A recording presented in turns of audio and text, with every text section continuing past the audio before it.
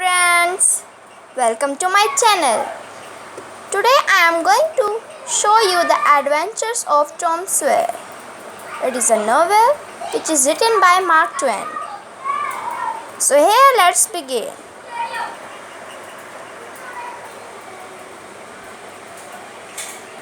Here is the first cover page of the novel.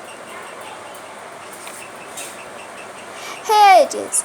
Here is the writer of the novel, Mark Twain, who was born in Samuel Langhorne, Clemens, in the small town of Florida, Missouri, in 1835.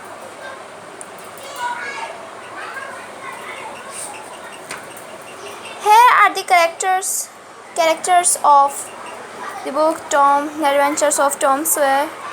Here is Tom Sawyer, Ben, Huckleberry Finn, Indian Joy, Becky,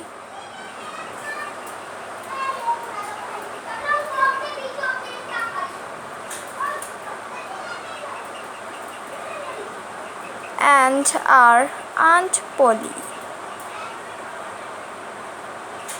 Here I am showing you these characters one more time.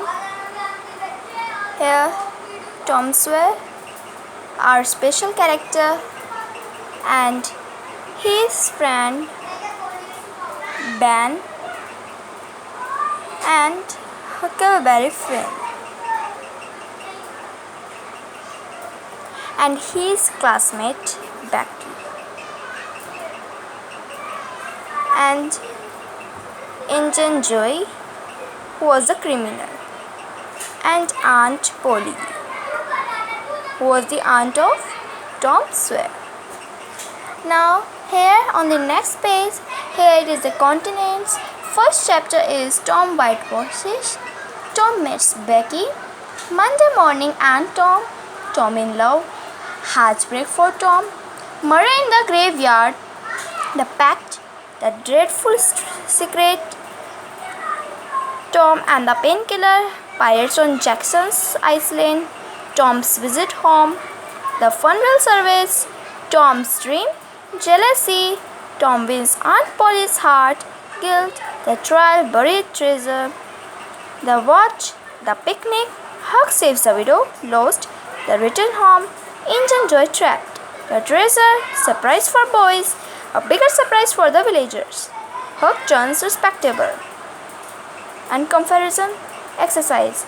So in this I am going to tell you the first chapter and explain it briefly. And I am going to explain you it briefly. So our first chapter is Tom Whitewashes.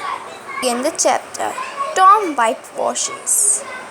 Tom Sawyer lived with his Aunt Polly, his cousin Mary, and his half-brother Sid.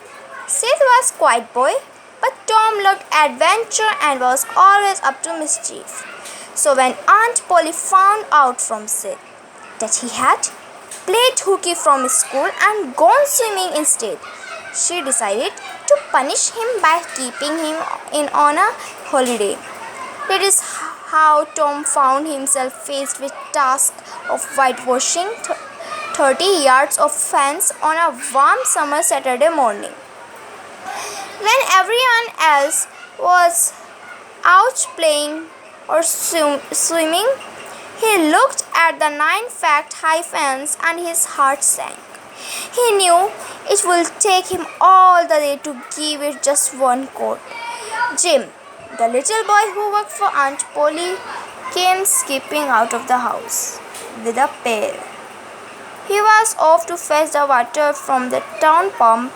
Tom remembered that Jim never got back in less than an hour, even though the pump was only 150 yards away. He thought of the boys and the girls who played and quarreled among themselves as they waited for their turns. He He turned to Jim and offered, "Say, Jim, I will fetch the water if you will whitewash some." But Jim had already been warned about this by Aunt Polly, and he was afraid of getting a thrashing. Then Tom tried to tempt him by offering him his white marble, and Jim began to waver. Tom saw his opportunity and threw in another attraction.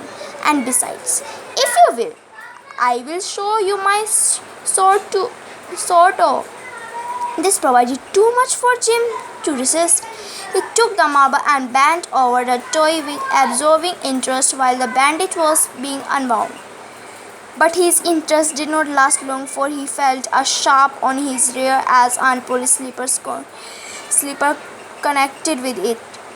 Moments later he was fleeing down the street with his pail, and Tom was whitewashing the fence with renewed vigor. But Tom's energy soon began to flag. Aunt Polly had retired to the house, and Tom's mind went back to the fun he had planned for this day. He examined all his world's wealth, bits of toys, marbles, and trash. He could imagine some of the other children willing to trade work with him, but he knew it was not tempting enough to buy himself even half an hour away from whitewashing the fence. Sadly, he gave up the idea of trying to buy the books, and then at this hopeless moment, he had a wonderful idea. He took up the brush and set calmly to work. A little later, Ben Rogers, the very boy whose chores Tom had been dreading, came down the road. He was munching an apple and pretending to be a steamboat in the river. Tom paid no attention whatsoever to him. Ben came up to Tom. Tom's mouth watered for the apple, but he kept on painting the fence and ignored Ben. Then suddenly he wheeled around and said, "Why, it's you, Ben.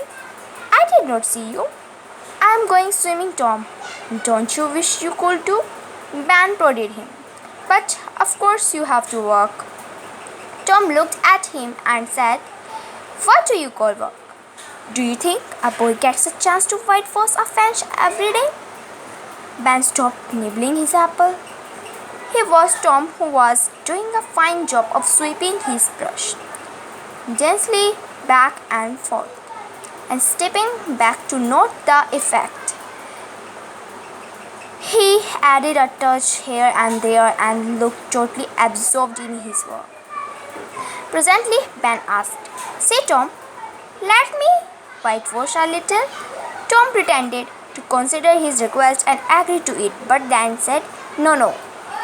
You see, Aunt Polly is very particular about this fence. It is on the street, you know. It has to be painted very carefully.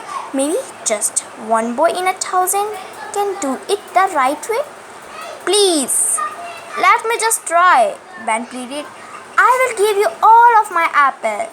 Tom gave him the brush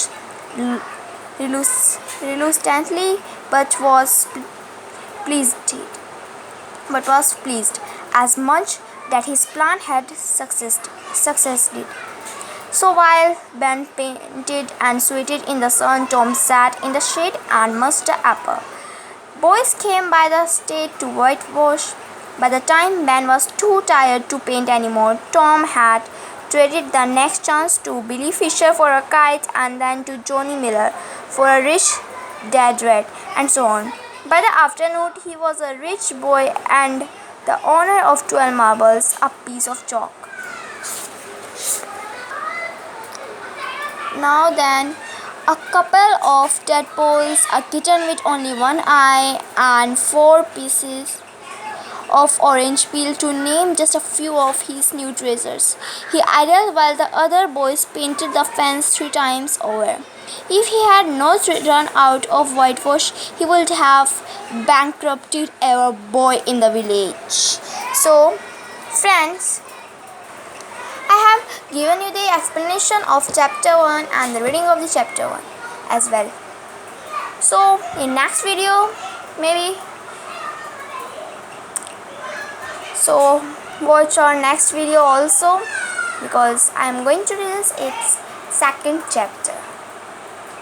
So subscribe the video if you enjoy it. Thank you, and subscribe it.